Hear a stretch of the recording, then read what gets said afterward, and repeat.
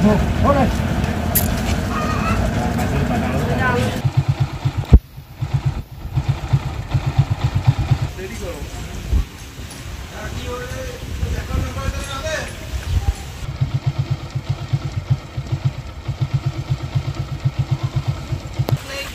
này khác, bạn nào bạn này khác.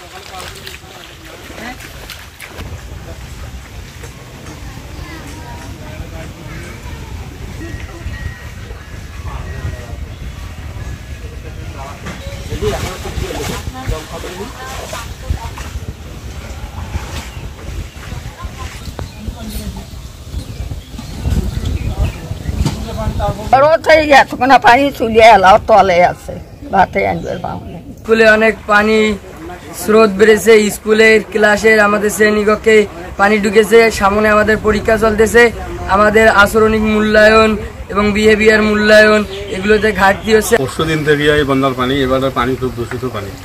এই পানিতে হাঁটলে পায়ে ঘা হয়, পা চুলকায়, বাথরুম ব্যবহার করা খুব কষ্ট, রান্না বান্না করে খাওয়া কষ্ট, বাচ্চা কাচ্চা নিয়ে আসলে খুব ঝামেলায় আছি।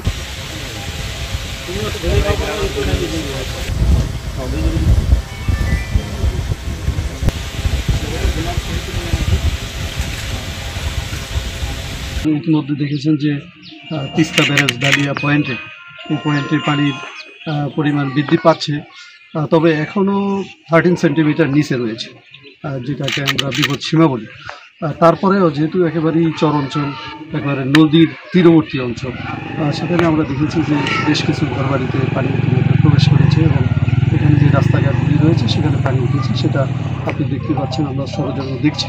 তো ইতিমধ্যে আমাদের কাছে যে তথ্যটা রয়েছে, উপজেলা নির্বাহী স্যার রয়েছেন এবং এখানে এই চেয়ারম্যান সাহেব রয়েছেন, ইউনিয়ন পরিষদের এবং অন্যান্য গণ্যমান্য ব্যক্তিবর্গ রয়েছেন, তারা যেটা ধারণা করছেন যে হয়তো 2-3 হাজার লোকজনের ঘরে বা আশেপাশে পানি প্রবেশ করেছে।